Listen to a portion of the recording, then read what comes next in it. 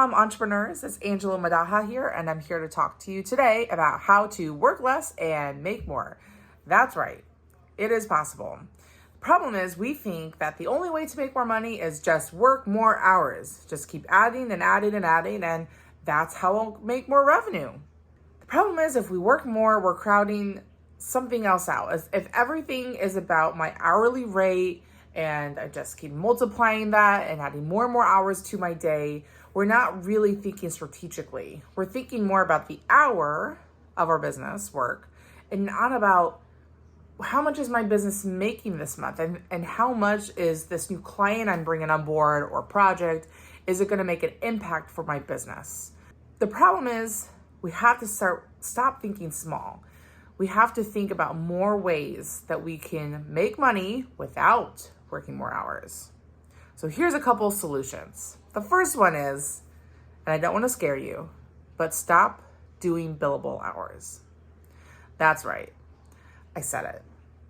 Now, I know there's some industries out there where maybe that's not really possible, but just consider it. Think about maybe at least for half of your business, or start smaller, work your way up, maybe eventually to 75% of your business. You're not just submitting billable hours. So you can strategize on the back end, keeping track of your hours, kind of making sure you're not overloading on your capacity levels. But ultimately, billable is a huge constraint if you're a working professional. If you're only adding up your hours, then we go back to that problem of, I can only make more money if I work more billable hours. All right, you could raise your rates, but ultimately, what if we thought more high level about your business? What if we started pricing our projects off of value and not off of, well, it'll take me 10 hours to do this and my billable hour, blah, blah, blah. What is the value of that project to your client? Instead of, on my end, no, it doesn't matter about your end. It matters on what is this impact having for your client and how much is that worth to them? And are they willing to pay that? For you to take away that pain, how much is it worth? That's the conversation. That's pricing. Pricing is not purely about your availability, right? And we all know as we become really good at stuff, we do them faster. So why should you take the fall just because you're really good at your job? No. I'm a huge advocate for not just doing billable hours, submitting them, getting paid. I'm all about understanding on the front end, how much value is this to your client? Pricing it out. And then making sure as you do the work that it really is taking about as long as you expected and that you're hitting your financial and your capacity goals. So start pricing off value via retainers, ideally, or projects. The next tip is get paid first, not last. This goes back to billable hours. If you're constantly doing billable hours, you work first, you submit the invoice, and then you get paid. You get paid last, right? The problem is you don't have to be like that. When you set up the objectives with your clients from the get-go, you can say, here's how I work. I get paid first, right? Now you might not say those words, but that's your philosophy. You set your rate, you say, for me to do X, Y, and Z, here's the cost of the project, or here's the cost of the monthly retainer. Here's the value of it. Here's the pain I'm taking away from you. And to start, I get paid X. And at this milestone or at this next month, I get paid X and then I do the work, right? You get paid first. That's a great way to make more money because the worst possible situation for a business owner to be in is you have to provide everything up front, right? It's even worse if you have to actually provide product because you have to pay for all of that. And then you have to wait 30, 60 more days. And then hopefully you'll get your paycheck. What a huge bonus. if you got all that money up front, or at least most of it. And the last tip is to make more money by working less, raise your prices. That's right. Raise your prices, raise your prices. I highly doubt you are charging what you should. And the only way you will know is if somebody says no.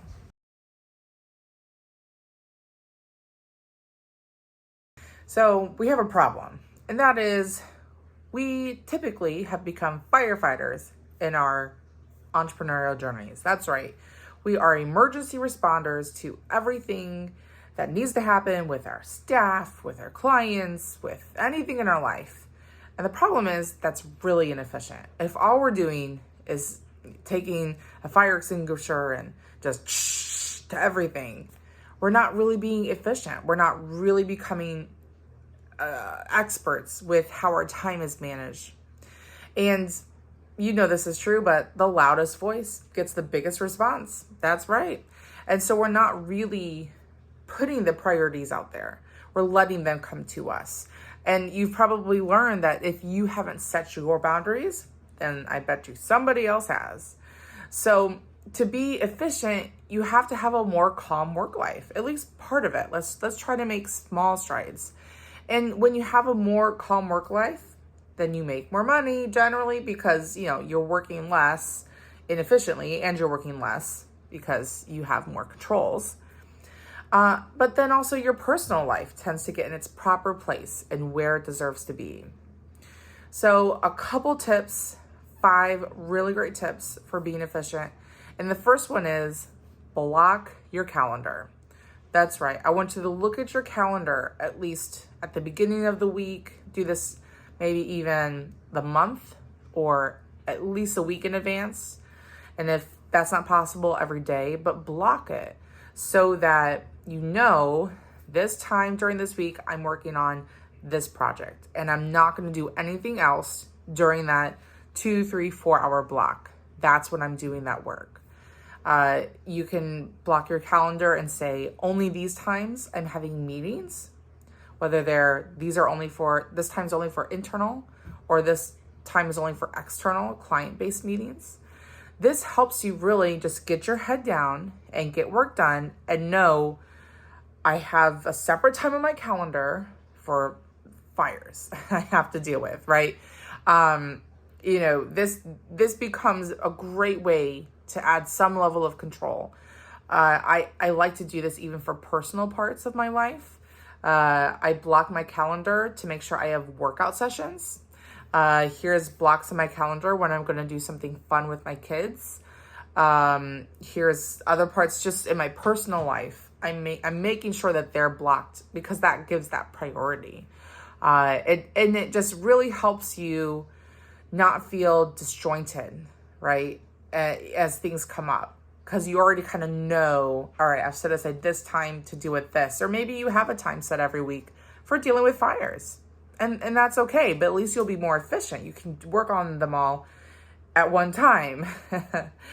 So the second tip is check your email only during specific block times. So I know some people that have all their notifications turned off, and they only check it at, 8 in the morning, 12, and then 4. If you're customer service, maybe it's, at the top of the hour, I do 5 minutes of email. If you can control that, we all know email can get out of control. But just in general, do not have your notifications turned on and just see when new emails come up, because you'll just go and you'll go to the email and then you're not actually get any of your projects done. You're just going to be a glorified email checker for your business. Don't be that. The next tip is plan out your work first thing on Monday. I talked about this previously, but on Monday, or even better yet, Friday, sit down and plan what your next week is going to be. Block it, but also just decide what are the tasks I'm going to do? What are the projects I'm going to either accomplish or make progress on? Doing that will help you just be more efficient. You'll go into your week and not be freaked out and stressed about what Monday's going to bring. Think ahead, prepare. You can do it. I believe in you. because you're not paid to be a firefighter. You're paid to be a business professional in the skill set and the expertise that you have. So everything gets scheduled. And if something is forcing you to just be a firefighter, you need to reconsider. Should that be in your life, or should your business change to accommodate for that? And maybe you need to price yourself higher. Just something to think about. The next tip is use a to-do app. Something where as a task comes up, you can just immediately put it on there so that you don't forget it. Some people like to use, a project management tool if you're really fancy. Some of us, especially for a smaller business, we might not need to invest in a project management tool. Sometimes it becomes a little too heavy for us, but use something. And I would highly suggest that you make it digital. I love using books and writing things down for certain parts of my business. But for this point, what's really nice is when something comes up and at some point you have to deal with it. In my mind, the digital part helps so you can make maybe a future date on it. Like, oh my goodness, I can't forget to pay this bill. You don't have to just put it on your to-do list, because then you're like, that keeps getting moved down and you keep looking at it. Just don't look at it until the day comes, right? So put it on your app, on the to-do list, choose the date when it needs to pop up, and then you forget about it. That is the beauty of using some sort of, I like to-do list or Todoist, to do the Microsoft version. There's a couple different ones out there, but I just highly recommend use a digital version. And then you have other methods, calendars, whatever, but that just really helps you out of sight, out of mind until it has to be there. It really helps make your life more efficient. So the other tip, the last one, is use an app for tracking all notes and research. Some of my favorite are Evernote or OneNote. This is really helpful because you can go back, and kind of quickly look at, if you organize it well, here's the category, and then maybe you can do a search by date or by term, or it's, just really clear titles. Again, notebooks have a place, but the hard part about that is it's not really searchable. You kind of have to be, you can make tabs and stuff. And if that works well for you, if you feel like you're really efficient, great. But I think for a lot of us, as we get busier and we want to become more efficient, using some of these digital methods for recording everything and using all the other great features that are in there can be really helpful with just becoming efficient. And that's the goal of what we're trying to learn in this session. So when you're in there, using those and you have questions that come up, just like save all the questions in one, maybe one page in that digital notebook, and then work on all of them at one time. So there's a lot of different options and ideas here for you to become more efficient. And my favorite tips are block your calendar, check email only during specific block times, plan your week out on Monday or on Friday, use a to-do app, and then use an app for tracking all notes and research. And if you apply these things, you will see yourself get a little bit of a bonus because you're working faster, and that means you have more profit. I'm here to teach you today about what to do in your business if you want to grow.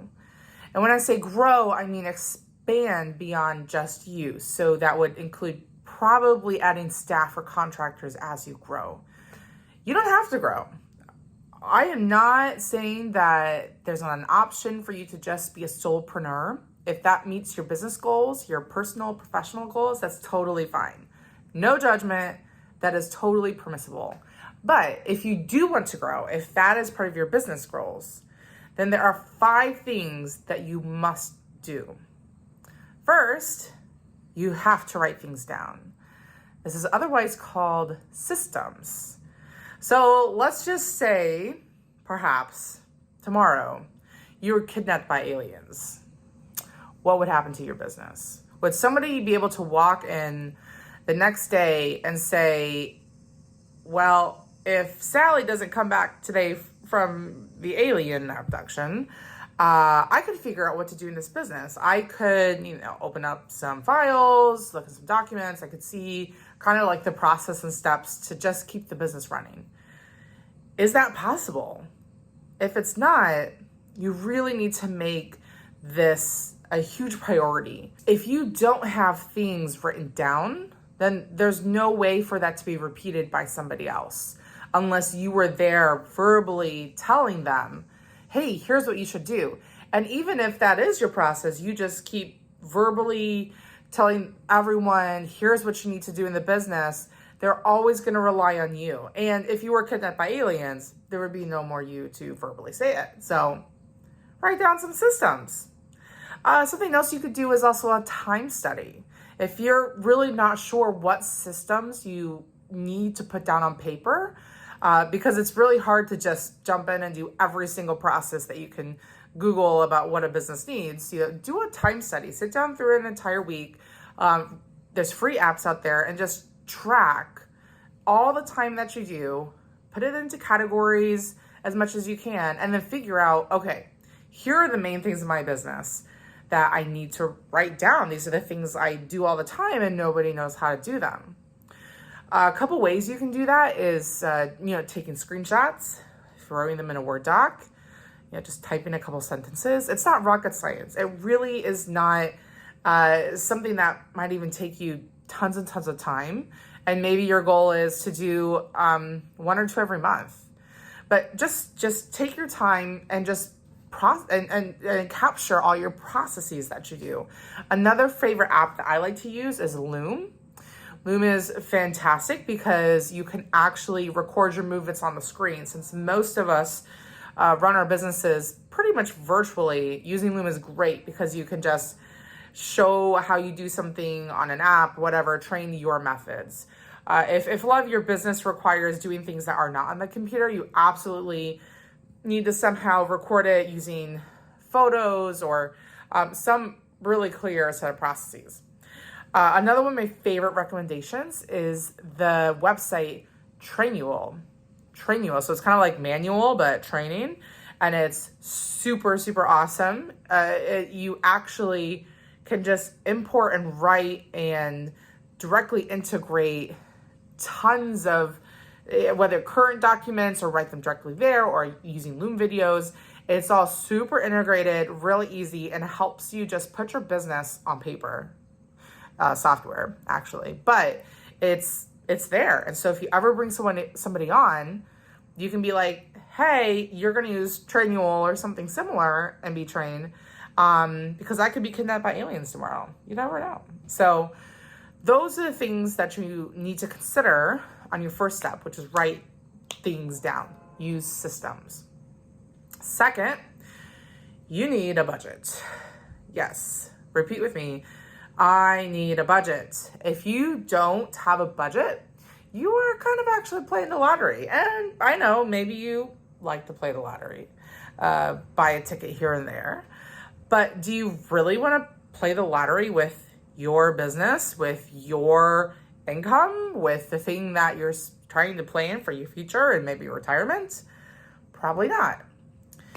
You need a budget. You need a budget to be able to say, here's what I can kind of realistically guess for the future based off of past data. So we're not just making things up. It is kind of a guess because there are some factors that you can't always allot for, like the pandemic. But for the most part, budgets can be pretty helpful. And where this really comes into play is if you have 1 employee or 2 contractors is what I would say. If you are having that many, you need a budget, not just a budget on, what am I going to spend on my expenses this month, a budget that actually forecasts into the future. So if I double in sales, how much work does that end up being for somebody else? When will I need to hire somebody? When do I need someone full time? When can I afford to have somebody part-time, full-time, benefits, contractor, that's when it gets a little sticky. You don't want to be guessing, because what could happen? You could be growing, you're getting more clients, so you decide to bring on somebody, maybe two, maybe a couple contractors, and all of a sudden, you're out of money. Your bank account is getting close to not a good number. That is not the situation you wanted to be in. A budget can save you from this potential awful end, and it happens a lot to businesses that grow. This is a real life, real scenario where businesses, they're growing and it's just sounding amazing, and it's like, and maybe you've even used a product where a company was growing a lot and it was exciting, and all of a sudden they're like, we have to close, or they had to sell their business because they pretty much ran out of money. How does somebody run out of money when they're growing? Because they didn't budget. They didn't plan. If you budget, you know, well, at this point, I'm going to have to either raise my prices, or I'm going to have to wait to hire people. A budget can give you a sense of control instead of just flying by the, by the seat of your pants, which we do as entrepreneurs. But do you really want to lose your money? If not, if you don't want to play the lottery, just create a budget. Pay somebody, an accountant that's good at forecasting, a consultant to help you. Normally that's just a one-time cost, and, do a forecast, and then you can kind of plan for that year. So please follow step number 2, create a budget. Step 3, hire a bookkeeper. Do not do your own books, especially as, us entrepreneurs. We like to be creative. That's kind of how we got here in the first place. We kind of have these ideas, or we're willing to be creative. You cannot be creative with your numbers. We do not want you being creative with your numbers. And think about how much your time is worth every hour. As the president, as the founder of your business, your hourly rate should be, especially if you have employees, a couple $100s an hour. It really should be. That's another topic. But you are worth, the hourly work that you do is worth a lot of money. What if you paid a bookkeeper $20 or $30 an hour to do that for you? Is it worth that? Is it worth your peace of mind to pay that? And normally for smaller businesses, it's only a couple hours a month. Once, they might have to fix a lot of stuff. Sometimes there's errors, or getting things just back into the good space. But once that's taken care of, normally for most service-based businesses, it's just a couple hours a month. So please, especially if you're going to grow, give somebody that knows what they're doing, that's a professional in this, that doesn't have to, Google things and doesn't have to get angry at, Xero or QuickBooks because you just can't figure out something on the software. Just give that to somebody who literally does that every single day. It can take them 10 minutes to do something you maybe spent 2 hours trying to figure out. So please hire a bookkeeper.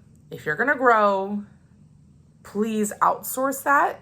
And then maybe one day when you're big enough, you might even be able to have them on your team. Number 4, raise your prices. Raise your stinking prices. These are the 3 big bad words, good words, that you need to hear at least twice a year, 3 times a year before you actually decide to obey this.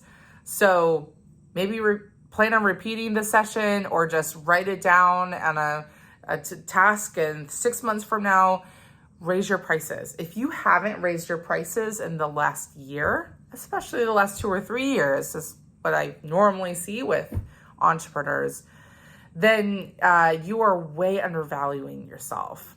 If you're going to grow, keep this in mind as well. As you grow, you have to add, you're not just paying yourself anymore. You're now adding systems and structure.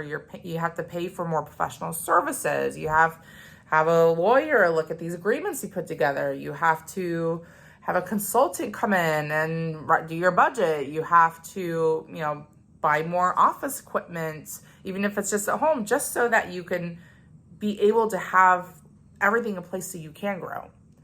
That means you have to raise your prices. Don't raise your prices after you've done all that and realize, oh crap, I'm about to run out of money. Raise your prices beforehand. Again, this will come into play if you get a budget. Your budget will show you, hey, 6 months from now, if you keep your prices at this, then you will be in the red. So I'm just going to say this ahead of time. Save yourself the headache. Raise your prices right now. Not just because of economies going up, and that's one reason, but you should always, every year, twice a year, be looking at everything, not just your costs, but looking at what is the value that I bring. Remember, if you're in a real job, you typically get a raise every year, especially if you're a good performing employee. So if you're in a professional and you're continuing to grow your expertise in your profession, then you should get a raise. Like your value is always increasing year to year. So raise your price. I'm going to say it again, raise your price right now. You are probably priced too low. I'm just going to assume that. And if you're ever wondering, I want you to think back on the last time that somebody has actually said no to you, that who you felt was a really great potential customer, and they said no because your price was too high.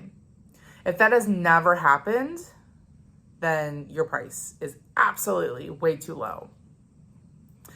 Last but not least, number 5, if you want to grow, you need to make a plan and find accountability. So if you meet with no one about your business, then you are in risky business.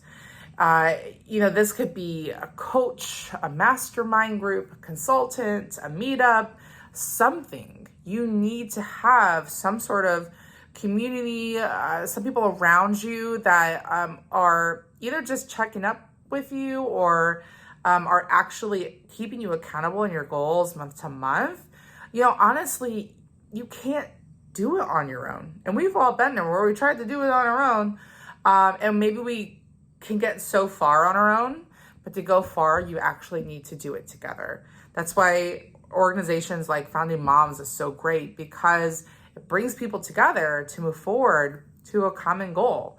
We were not made to do things alone. We need to do things together. And maybe together just looks like one other person. Sometimes it means paying for that accountability or that community. Sometimes it means, asking somebody that's already a friend, with you through business to just, hey, let's just meet up and chat about this. What our goals are, our obstacles, our wins for the month. You need to make a plan to do that. And if you fail to plan, you can plan to fail. You have to have a plan in business. If you don't have a plan, you're going to have a hard time finding good staff also and keeping them, because generally really good staff that are high performers, they want to follow somebody who's got it together, who has a plan, who's moving forward, who can kind of have the answers as well when it comes to the big picture. On a tangent, you should always hire people smarter than you to do their job in your business. But when it comes to the organization as a whole, right, you make the plan. You're the vision person. And so you're going to attract people that are excited about that vision, but you have to be the one to make the plan. And generally it means you also have to find accountability for that. You have to have somebody else looking in, holding the mirror up, because we're not really good at just looking at ourselves. None of us are. If you're a marketing branding person, you have to hire somebody that, someone else that can look at you and give you marketing and branding advice. That's just kind of how it is. We're never really good at just looking at ourselves and finding out the best path forward. Don't try to just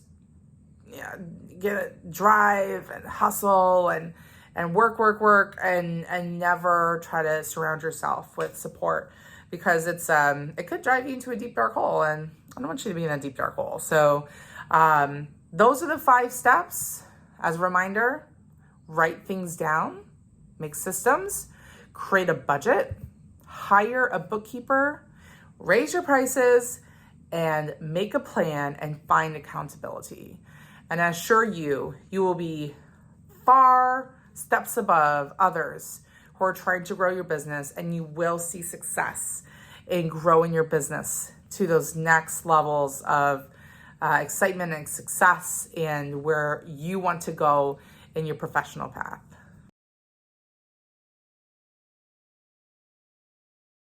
What I want to leave you with today is don't be an undercover mom. Your clients or vendors can embrace it or they can hit the road. That might sound a little harsh, but let me explain just a little bit. As moms, sometimes we tend to just kind of be undercover mothers, right? And if you're like me, we kind of started our professional career, not having children, and kind of the work environment was not really that much about family. It was about your work. And you kind of noticed it on the side that work was always assumed to come first. There wasn't generally in our work culture here in America, there's just not a lot of provisions or kind of talks about motherhood out in the open or fatherhood. It's kind of about, work comes first and try to figure out your family stuff. And on another topic, that's probably why we have a lot of moms, professionals that leave the workforce and start their own companies, which is great. That's probably why you're here. But honestly, as a business, so just talking about as an entrepreneur, sometimes we tend to carry that over into our entrepreneur business, and we tend to be a little bit undercover. Motherhood is a part of life. Family is a part of life, and actually, the better that we perform and feel as empowered and lack of stress in our motherhood or parenting or family life, that actually helps us to be better entrepreneurs, better for our clients. So there's not just separation. And I guess that's my belief, is that we can bring our holistic selves to our work. So just in a couple ways, I think we tend to be undercover, right? So one is allowing others to schedule meetings when it's inconvenient for us. So think pumping, picking up kids, a school holiday, we don't want to bring it up. We're like, oh, it's open on my calendar, so I guess I can, even though that's when I pop every single morning, because we just don't want to bring it up. Another way that we tend to be undercover is we don't block our calendars for our personal lives. We just kind of leave our calendars blank, as if personal life doesn't come up as a mother, but we just don't block it. Another way is that we apologize for our kids showing up at remote meetings. And I get it. I mean, in a sense, there's like wild screaming and people beating up each other going on behind you. It's a little bit, disturbing. But thankfully, the pandemic has helped everybody just accept that, family life happens. So, but if that's just our gut for everything, is just apologizing for our kids, we're trying to be undercover. We're trying to, again, just cover up that the real life of being a mom. And another way is that we're just not clear about our boundaries at the outset of a client engagement. So just a couple of ways to encourage you to be mom proud, to not be undercover. Don't be an undercover agent when it comes to being a mom entrepreneur. One thing that you can do, and that I do all the time because I am currently pumping nursing mother, is whenever work requires me to go someplace, normally downtown or on site for an event, I always ask for a pump room or a nursing room. Always, always, always. Even if it means asking for a manager, I always ask. I do not just assume if I can't figure it out that I'm just going to use the bathroom stall, because I think that's a little bit unsanitary, and I also kind of know my rights. And I know that legally, federal laws, they should have some sort of pumping room available for their staff. So generally there's gotta be some option, and if there's not, they really need to think about it. So that's one way I'm kind of passively mom proud. I don't make people feel bad about it, or do like something nasty Instagram post if they don't have it. But I just ask. I ask, is there a room available for me to pump? And I have not once had a negative reaction, even though a couple times it's been like, we don't have anything. And then they actually generally feel like really kind of embarrassed, especially if I'm like, hey, can I talk to a manager and ask? One time I actually got to use a hotel room on like the 11th floor, which is super fun. But just ask, if you have needs as a mother, just ask that if there's ways for those to be accommodated. It doesn't hurt to ask, and it's a way to make everyone else more aware of what it means to be a mom in the workplace. Another way to be mom proud is to give clear expectations and boundaries during a client engagement proposal process. Now, this might seem a little odd because, I don't want in the proposal process for there to be anything that my client might, what if they're not really committed because they're asking for these, boundaries or whatever. And what I have to say is, the boundaries that you may need, whether it's schedule or, when you will or will not be responding to things because of your, demands of being a mom. If they have a problem with that in the proposal process, you probably don't want to work with them, because it's going to come up. At some point, you're going to have to place a boundary, or you're just going to let them run all over your boundaries. You're going to be a stressful mess. At some point, it's going to come up. So just bring it up in the proposal process, because what that says clearly is I have boundaries, and that's healthy. You have boundaries. And here's my personal boundaries. Here's when I, especially, responding to emails, generally I'll say, unless it's something that is kind of, an emergency thing that we need to get done over a weekend or after 5, I'm not available after 5 or 4 o'clock PM and on the weekends. I don't work then. I take care of my family.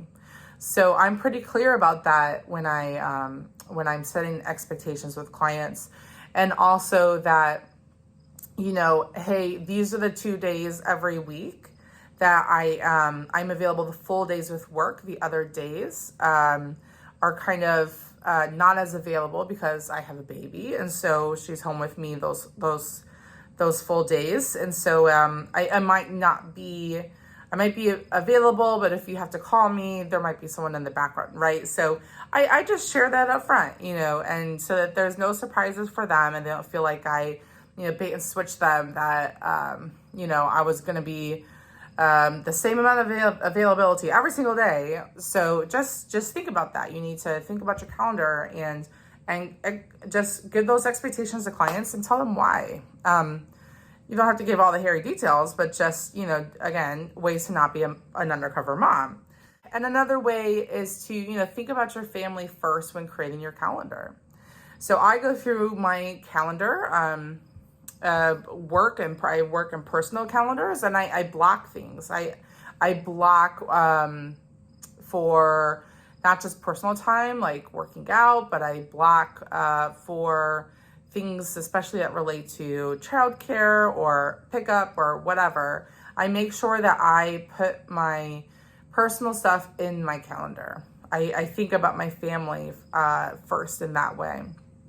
And so if your client asks you if you can do something, but if it conflicts with your mom duties, just say that. Just, and again, every situation is a little different, but if you need to say no because of it's a family or your mom duties conflict, tell them it's a mom conflict. You don't have to give all the big hairy details, but it's just another way we don't have to be an undercover. And slowly by slowly, we're going to make impact in our world.